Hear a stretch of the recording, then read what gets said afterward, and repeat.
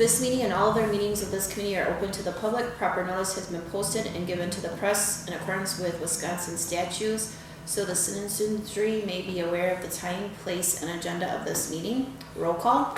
Appleby? Here. Litke? Here. And Nadowski is not here, has asked to be excused. I would like to make a motion to approve the minutes from our July 18th, 2016 meeting. I approve. Second? Yep, Yeah. second, there you go. That's it. And all in favor? All in favor? Aye. Next, any citizens? There's none. Next is discussion on driveway width ordinance, chapter 241. Just a quick note, and we talked a little bit about this, Shani and I did, but the ordinance committee being just before the city council meeting is not a problem for scheduling, but it may be for the fact that the ordinances are like the law, and if you're looking to change the law, coming into this meeting, we might have some ideas on what we want to change, but it's problematic in that I can't anticipate what you'll recommend out of this committee, so that to get it on the council agenda in a proper manner, it's kind of hard to do that. So one of the things I may look to do is if we continue to meet on this night, I don't know that we ever have anything that's that pressing that it can't go to like the next council meeting, because otherwise, you know, coming in at 3, the law might be, the ordinances could be X, and then from 3 till 7 o'clock tonight, all of a sudden the law changes, and we could be okay, but whether or not there's proper notice to the public on what it is you're looking to change, that might be problematic. So to stay on the safe side and maybe approve them at the following month's meeting might be a good thing to do. And actually, where we're at on these 3 topics, I don't know that we're ready to have a recommendation for it tonight anyway. It's more just picking up discussion from last month. So what we will do is we'll talk about the number 4, discussion on driveway width ordinance, chapter 241. We did some research to follow up from last month. There's 2 items we were talking about. One was the maximum width, whether we should do away with that and then just act on the coverage. So how much of your front yard is covered in hard surface. And then the other aspect of that is the appeals in the event that somebody feels that they're aggrieved or does not get a application or permit approved. How should that work? And the answer is, depending on the community and depending on where you go, each community does it a little bit differently. Now, Attorney Kelly, I had touched base with him because he was aware that we've had, when the Hill Scotters came for their application, he had been in to advise on what would be good for the corner lot garage ordinance. I talked to him as a follow-up that we were looking at a driveway then. And he had some quick information handy that I did not ask him to spend any effort in really formatting it. Basically what he's got is that the 4-page handout, 6 pages I think. He's got the cities of Oconto, De Pere, Weyauwega, and then there's one that I believe was Clintonville, but he's got it highlighted specifically on the appeals. And right now what we have is we have an appeal that goes to the city council.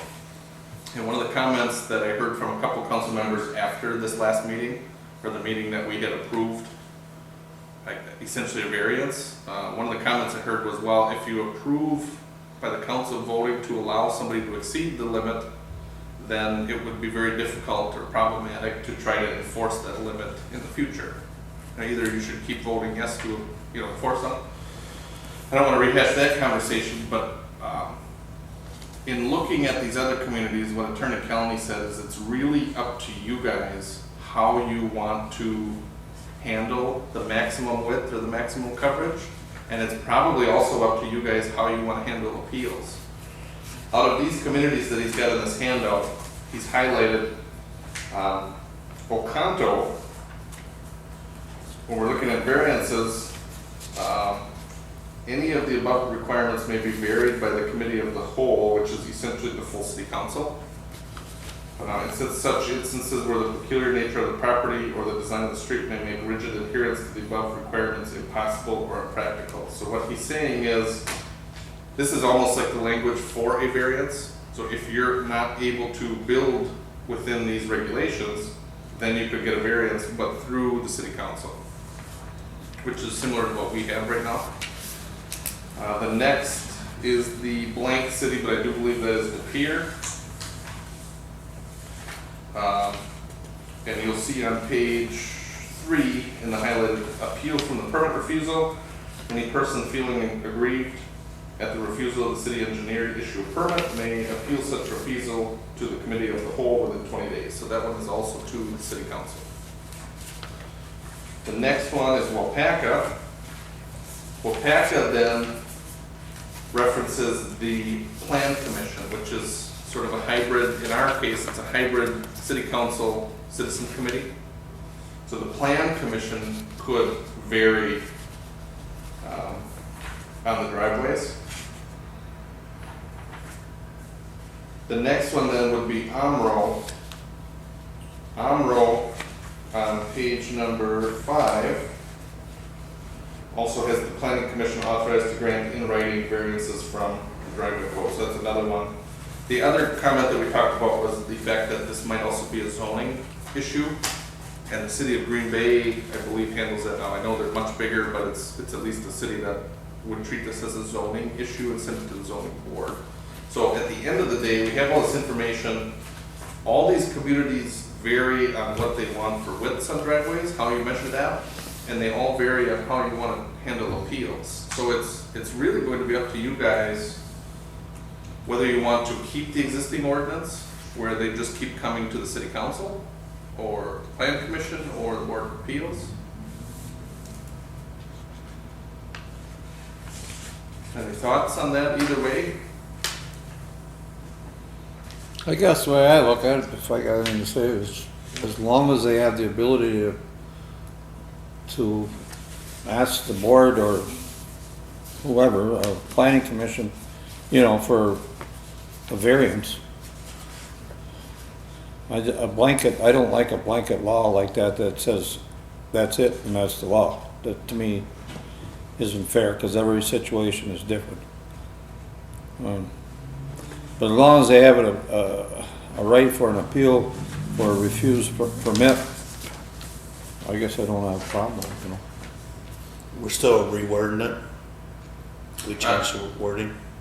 So the recommendation that we have, and it got a little, once I reviewed the game tape from last meeting, we kind of got hung up on the square footage and the coverage of the front yard, but my understanding is that you guys are still looking to get rid of the maximum width and then have like the percentage of the front yard, right? Yeah. And so the one thing, I'm not sure why it escaped me during that meeting, but the one comment that I should have made last meeting is that, so we're looking at maximum width as a percentage. I think that was one of the comments.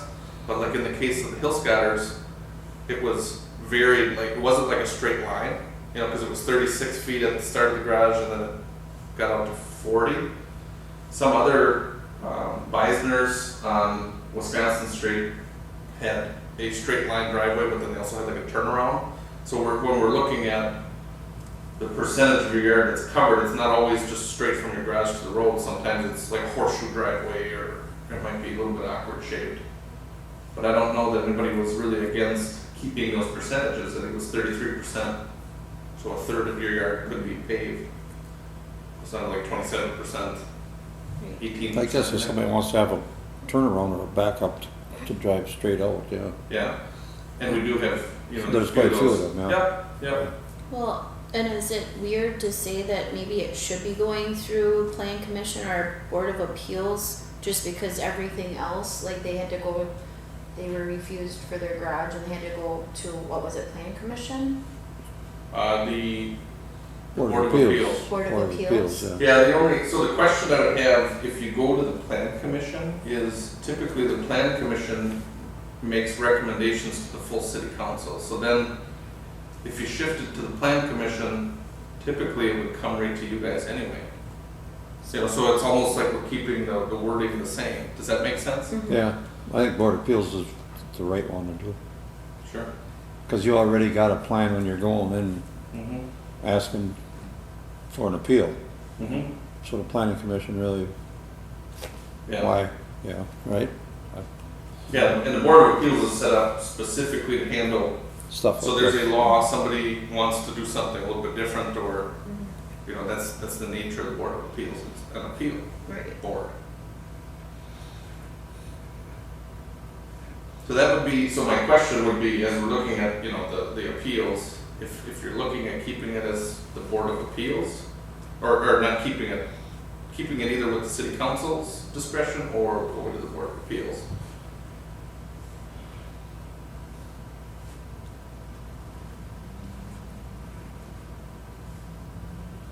And again, I anticipate everything here is just informational, so I mean, you don't necessarily have to take any action on it today either. I would like to do some more reading on it and more Sure. follow-up before Sure. I actually make any suggestion myself. Rich, Mhm. what do you? Yeah, that's fine. Okay.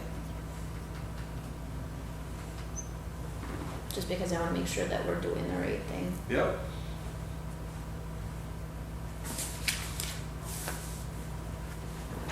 Okay.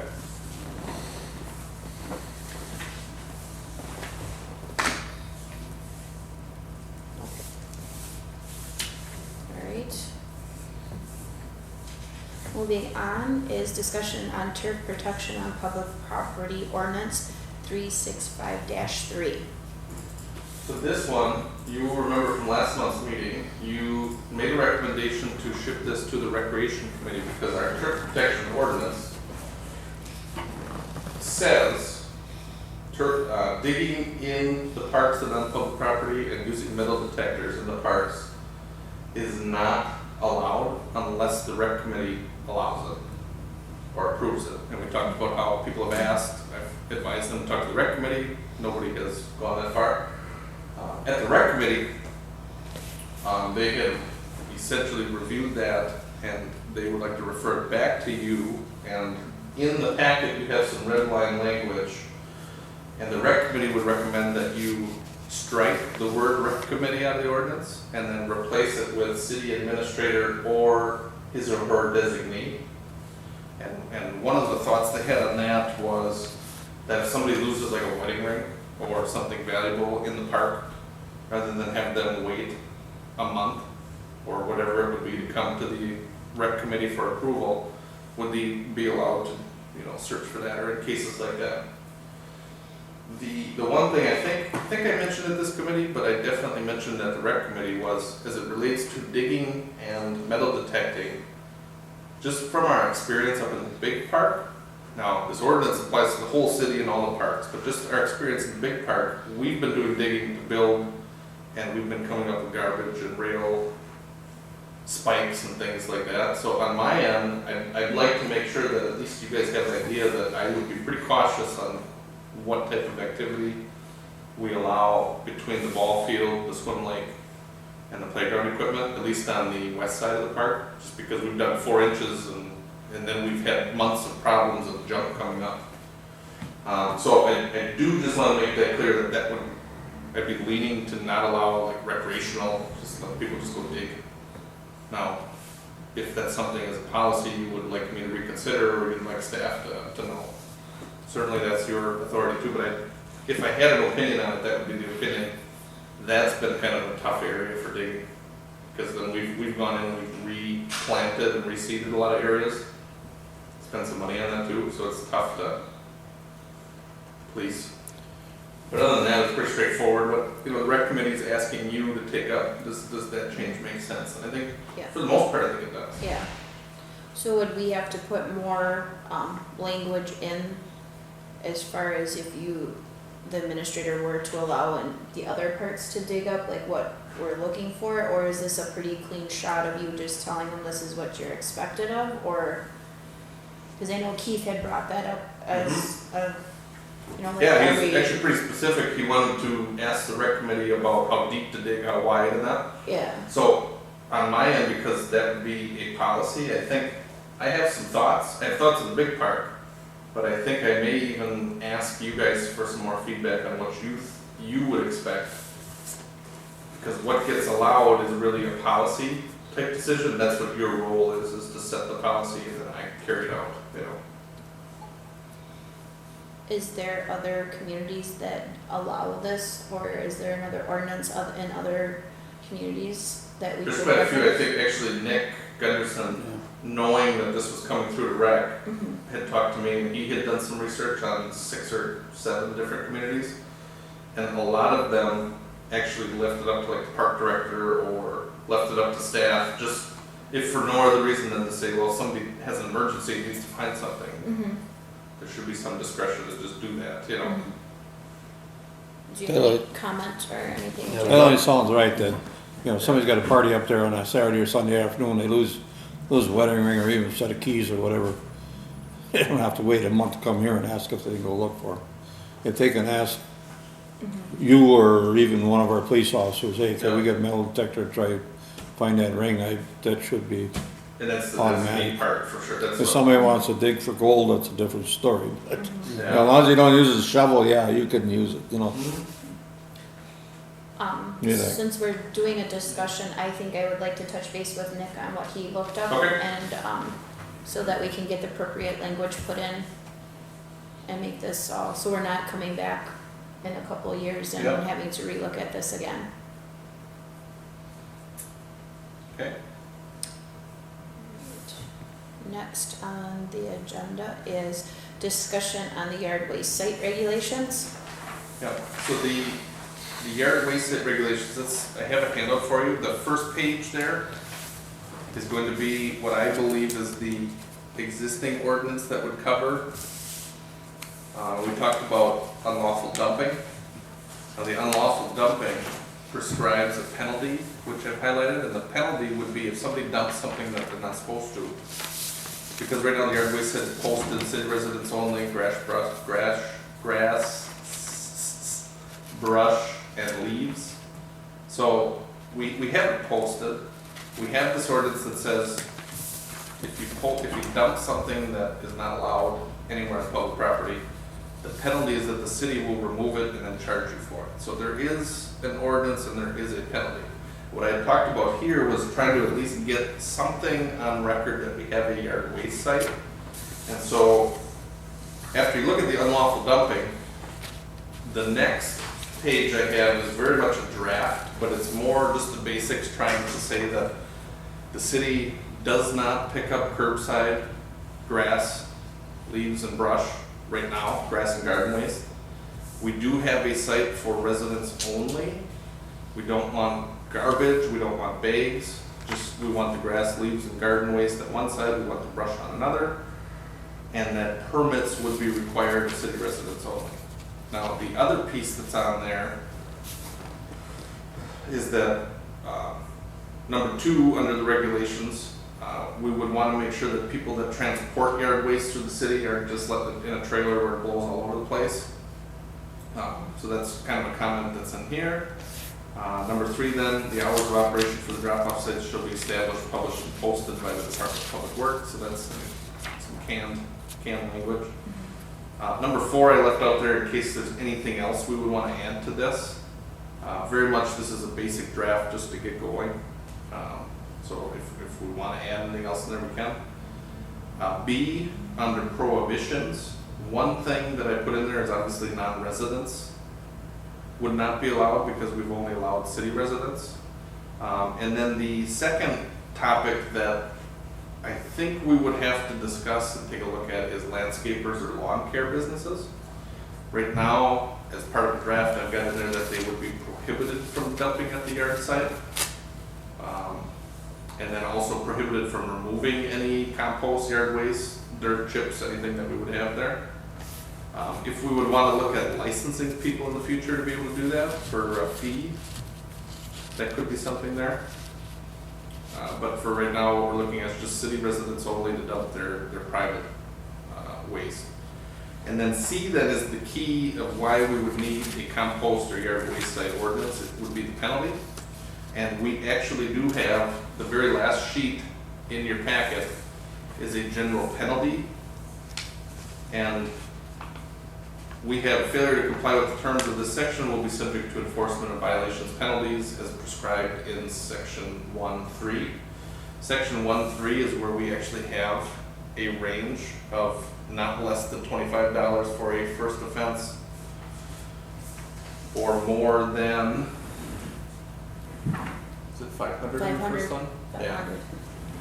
So we already have that in our ordinance, so we technically could set like a $100 fine or a $200 fine, because we already have a range there.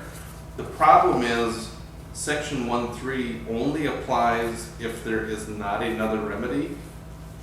And so if right now we're looking at an unlawful dumping ordinance that we already have, it already says that that penalty is that we will clean it up and bill you. Well, at the yard waste site, it's already there.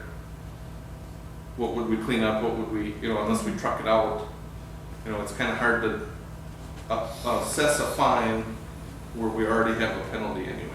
So that would be, on my end, I would say we would need a yard waste site ordinance that would then be subject to that penalty section. And the penalty section is for any ordinance violation that says first offense, second, third, and continuing. Does that make sense? Yeah. So for right now, we've got the camera going, we're taking, pictures of everybody pretty much that goes in there, we're taking note of people that don't have a permit, where they live, where they don't. Now, I'm not anticipating that in the next 2-3 weeks to a month, we're gonna be finding anybody, partially because we don't have a citation, and we don't have an ordinance that I think allows us to just fine. But the other part of it is, if we haven't really been actively enforcing it for a couple of years now, we've been looking at sending out letters to tell people, okay, it's for city residents only, you shouldn't be dumping here. Now, in a way, we'll benefit because we have to pay to get rid of the stuff anyway, so the less stuff that comes in will save us money. Does that make sense? It makes sense, but I guess the problem I have is if you're a non-resident and you're dumping, why do we need to give them notice? Because they should know. I mean, They should, yeah. It should be more where if we have our city residents that are dumping and they don't have a permit, I would see sending them a letter, just letting them know that Yeah. our permit is required. I guess I don't feel non-residents should be notified because they don't live in the city. They wouldn't know what our So it rules shouldn't are. be, yeah. Yeah, so, I mean, that's how I feel about that whole thing. I don't know how you guys feel. Well, you got some, Well, what about businesses then? Like you said, the school is doing it. Is that, do they consider a resident? That would be one other thing to sift through, I guess. Yeah. Well, and how much are they bringing over to? I mean. I haven't seen them in about a month. So I mean, I think what they do is they'll do like a little leaf cleanup, like at the beginning and then probably at the end, and then dump that stuff over. And then I'm assuming now they just clip and just shoot the clippings out on their yard. I guess the thing that I saw the other day that had kind of caught my eye, neighbor lady by me, elderly, her grandkids came in and cut a bunch of brush, cut her lawn, cleaned up, raked. They loaded it all on the back of the pickup and hauled it out there. Yeah. Now, if our camera takes a picture of their pickup truck and you write them a letter, it's right, but it's wrong, I guess. Yeah. They were helping somebody out in town. Mm-hmm. If, another look at it, if she had a permit, Mm-hmm. they could use her permit, Yeah. hang it in the mirror Yeah. for that reason. Yeah. Because I think we have that in town here. We have several elder ladies that get help from their kids or grandkids sure. or whatever, and I know they haul it out there, Yeah. which is okay as far as I'm Yeah. concerned. Yeah. But then again, when it comes to taking a picture and see if they have the permit, Mm-hmm. yeah, they should have a permit, Right. even though temporary, just have grandma's permit and hang it on the mirror. Yeah. Anyway, Yeah, and so that'll be the problem is yeah, there's people that we know just from knowing who they are on the camera, who have family that are in London or whatever, and because we know who the people are, we also know where they were probably cutting grass. So, yeah, that's what I mean. yeah. And then the other thing we've run into, which is interesting, is there's people that are buying homes and just moving to town. And we got one from the Milwaukee area that their license plate pops up Milwaukee, and it's like, wow. And they're there every week. Well, when you look through the records, you find that, well, they just moved in, and they have a permit too, Mhm. they just don't hang it in their car, so. Yeah. That's the other thing. So I mean, the letters I think for now should be good. Now the problem is, we started enforcing getting the permits again this year, and we put it in the water bill saying, hey, the yard waste site's open, and we're requiring the permits, but if you don't live in town, you're not getting a water bill. We're not paying to put it in the newspaper, we haven't yet. We could, but then how likely is it that somebody that lives out of town is gonna read the paper? Water bill should cover it. Yeah, unless they live out of town, then they don't get a water bill, so. So why is it against taking stuff out of there? So the DNR came through, and the DNR says that to give it out, you have to continuously turn it twice a week, or it can't sit for more than 2-3 days if you're gonna give it out. And you have to monitor the temperature, and it has to be 131 degrees 15 times, and each time cannot be on a consecutive day. So essentially, to give it out, you would have to spend a whole month taking the temperature every other day, and the core of your pile would have to be 131 degrees every time for like 30 days, and then you can start to release it. Otherwise, it's not considered a finished product. So, Wow. You summed it up with DNR. yeah, wait.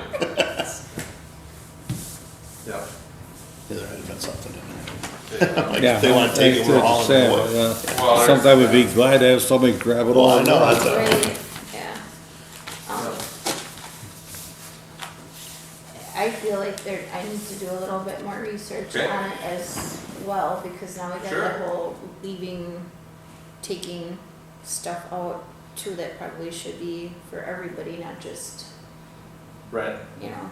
Now, what we would like to do is, if we get this to a point where we're monitoring the temperature Mhm. in an effort to get it out, we could probably leave it out, and I don't know if we'd ever sell it and screw around with that, but, part of that's not professional language, but you know what I mean? Mhm. Or we could just set it out and say, well, here, it's free to take, which a lot of places will do too, because then that way you're not paying to get rid of it, you're not maybe making money on it, but you're not paying to get rid of it either, Either, yeah, so.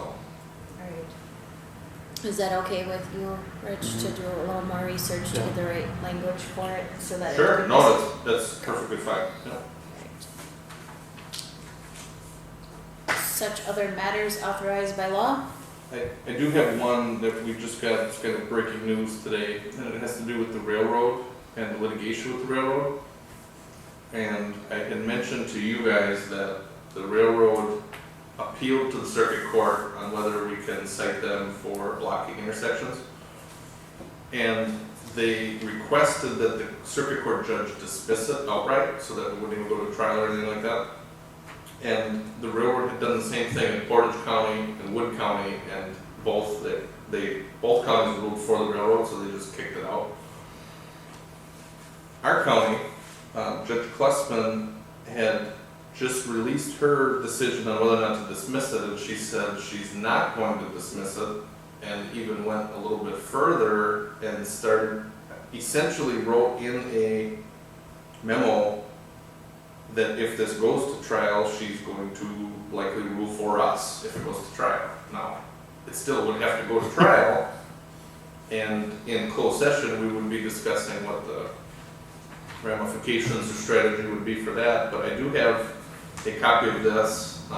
We're gonna put together probably a press release on it, and at least get that information out there, but it's very interesting that, so they just asked to dismiss, and the answer was no, and then even went a little bit further too, so. Very interesting. Very interesting. So, and we just got the information later in the day today, so we don't have enough to really give you an update, other than the fact that just to say the public record, that would be that they ruled in our favor, so. On that step. Because it deals with our ordinance and enforcing our ordinance, we'll update on where that's gonna go and what that means. But just so you know, that's all I have. Anything else? Then I would entertain a motion to adjourn. motion to adjourn. And second. All in favor? Aye. Aye. 3:37. Thank you.